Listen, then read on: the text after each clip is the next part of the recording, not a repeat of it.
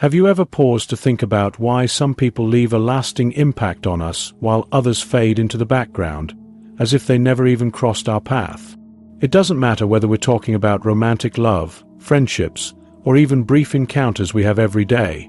There's something almost invisible but incredibly powerful that makes a person unforgettable. This mysterious force is not what most people believe it to be. According to Carl Jung, one of the most insightful thinkers of the 20th century, there are only two reasons why someone can fall in love with you. Only two. When you truly understand these two reasons, everything changes. Your relationships gain depth, authenticity, and purpose. In this video, we're going to explore these ideas in depth, blending psychology, philosophy, and a bit of self-awareness. Most importantly, you'll discover how these two reasons are currently shaping the way the world perceives you.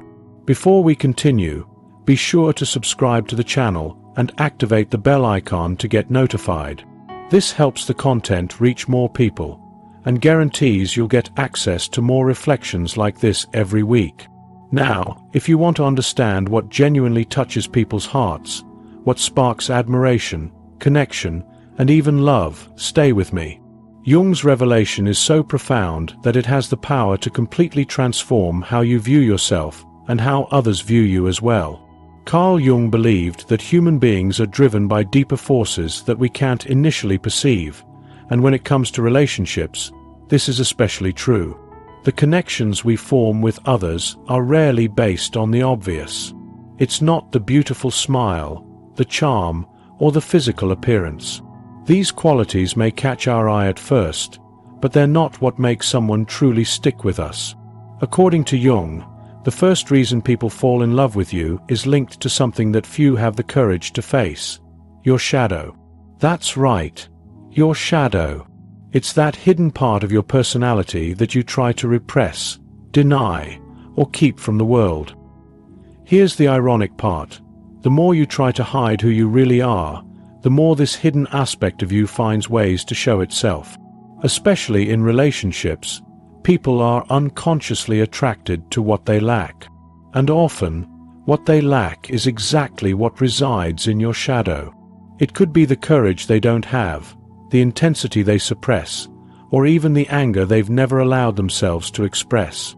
There is an unspoken attraction between what you try to conceal and what the other person is unknowingly seeking. This is why, in many cases, what draws us to someone can't be easily explained. It's as if their presence stirs something dormant within us, a momentary encounter with someone who shows us who we are or who we could be. This is the beauty and the danger of attraction based on the shadow, because while it can awaken passion, admiration, and even love, it can also stir up conflict, painful realizations, and profound challenges. Understanding this dynamic is the first step toward cultivating more conscious, authentic, and genuine relationships. But this is only the first part of the equation. If one aspect of the connection arises from what we hide, the other comes from what we choose to reveal. Jung explains that while the shadow attracts unconsciously, the second reason someone falls in love with you comes from the opposite. It's rooted in what you express openly, consciously, and most importantly, authentically. Jung referred to this aspect of ourselves as the persona, the face we present to the world. But here's the crucial point. It's not a mask or a performance meant to win approval from others. The persona that truly attracts, connects, and captivates is the one that's built on authenticity. It's the expression of your true essence when it manifests in its purest form, aligned with who you truly are. People fall in love with you when they see something in you that resonates deeply with them. It may be your ability to maintain lightness amidst chaos, your resilience during uncertain times, or your hopeful outlook on the world.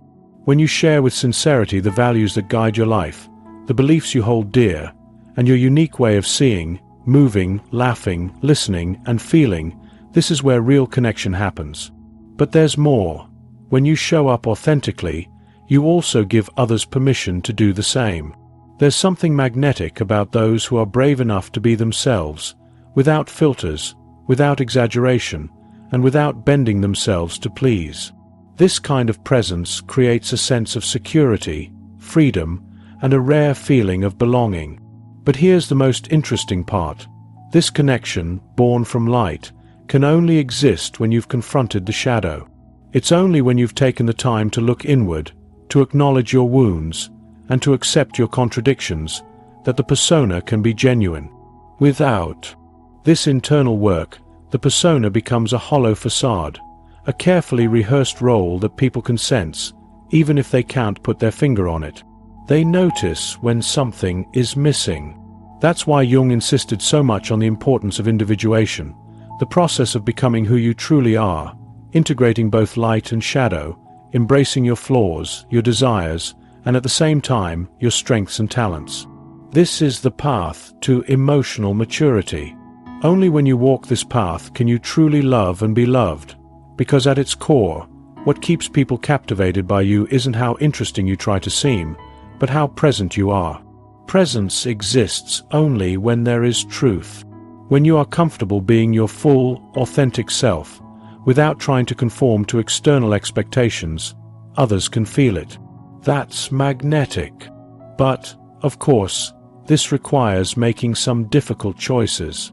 Sometimes, it means losing connections that don't support your true self. It could mean giving up the fleeting validation of superficial relationships, emotional manipulation, and all of the games that often come with them. While this might feel isolating at first, it's only in that space of honesty and truth that you open yourself up to deeper, more meaningful relationships. Those where you're seen not as an edited version of yourself, but for who you truly are. This kind of relationship isn't for those who are living on autopilot. It's for those who have the courage to face themselves fully, to grow with another person, to endure discomfort and still choose to stay.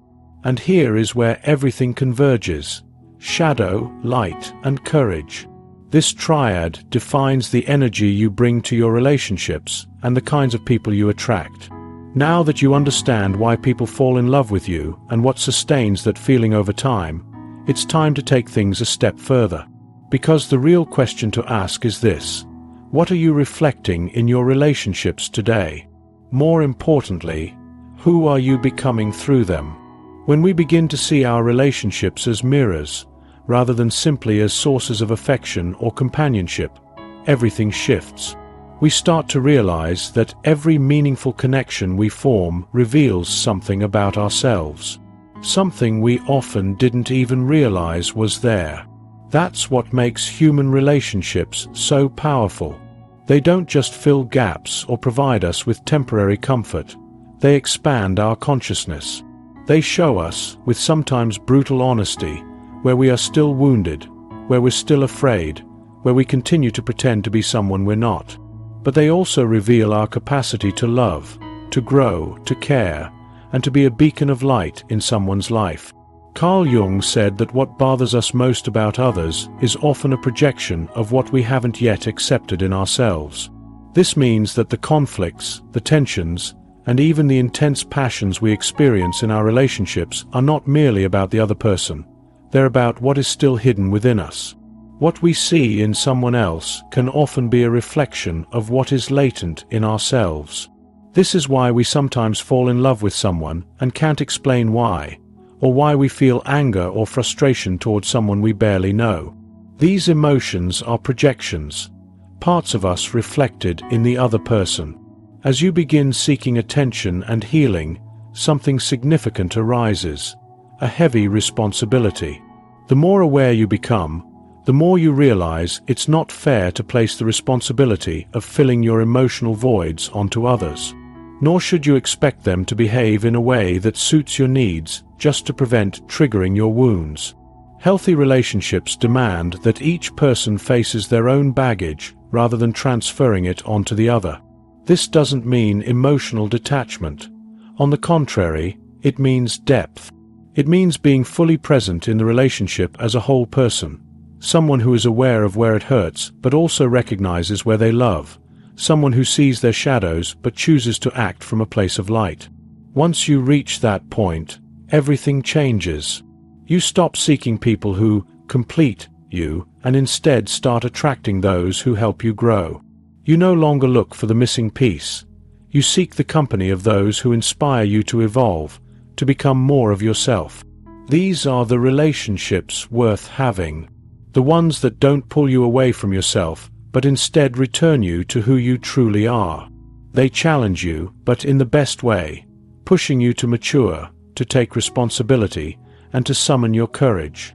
These are the bonds where love, friendship, and any true connection take on new meaning. It's no longer about having someone, but about sharing who you truly are.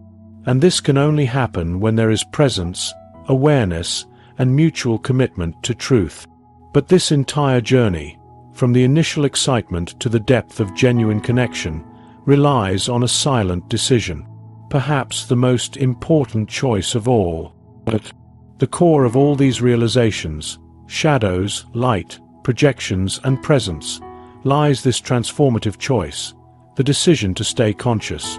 It might seem simple, but living with awareness requires ongoing effort. It means paying attention to your thoughts, your reactions, and your emotional patterns. It calls for pausing before acting impulsively, listening before responding, and reflecting before judging. Above all, it demands taking responsibility because awareness doesn't exempt you from pain. Rather, it offers clarity to navigate through it. When you live consciously, you stop being a prisoner of others. You cease waiting for people to constantly validate you, to meet all your needs, or to save you from yourself. Here's the key.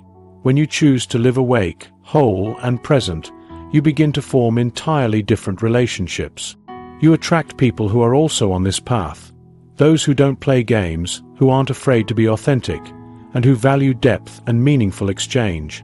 These are the kinds of connections built not only on commonalities, but also on shared intention. They're relationships where there's room to make mistakes, to start anew, and where vulnerability is seen not as a weakness, but as a bridge. In these connections, the other is not an emotional crutch, but a partner in the journey.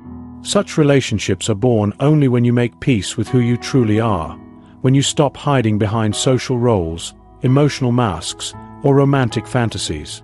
When you look in the mirror and recognize the beauty and darkness within, and still choose to honor yourself. The truth is, no one can love another genuinely without first loving themselves. And not the superficial love of clichés or inflated self-esteem, but a deep love that accepts imperfections, acknowledges limits, and knows when to stop and when to move forward.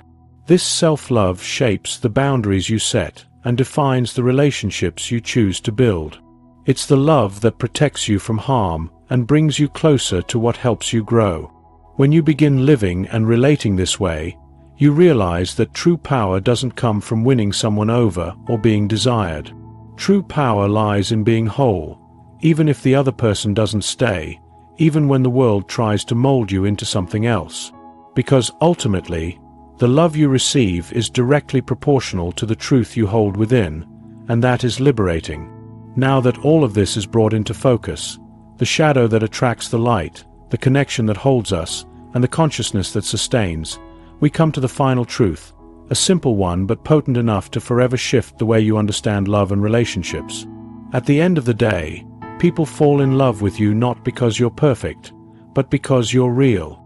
The shadow awakens in them a silent recognition of what they hide within themselves. The light reveals what they value and admire, perhaps even without realizing it. And consciousness, this is what keeps the connection alive over time. Without it, everything falls apart. Without it, we become prisoners of our own expectations and projections, repeating old patterns that we no longer wish to relive. Carl Jung reminds us that loving and being loved is a process of mirrors, a dance between what we reveal, what we conceal, and what we are willing to confront. The more we embrace our wholeness, the less we seek halves. We stop depending on others' acceptance to feel worthy, and we gain the freedom to build relationships that truly matter. The reality is, we all desire to be loved, but few are willing to show themselves fully. Few have the courage to say, "This is me, light and shadow, strengths and flaws, mistakes and growth." Yet, those are the people who leave a lasting impact on others.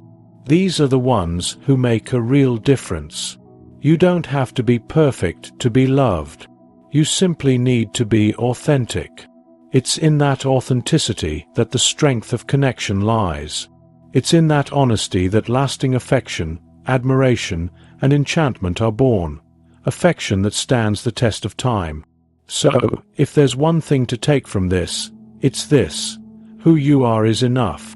As long as you have the courage to be whole, as long as you accept the daily invitation to see yourself, care for yourself, and transform yourself, you'll realize that true love isn't something to be chased.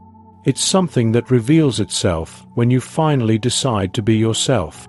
If this resonated with you in any way, leave a like, share it with someone who needs to hear this, and of course, if you haven't subscribed yet, now is the time. Every week, we dive deep into what truly matters: awareness, essence, and connection. I'll see you in the next video.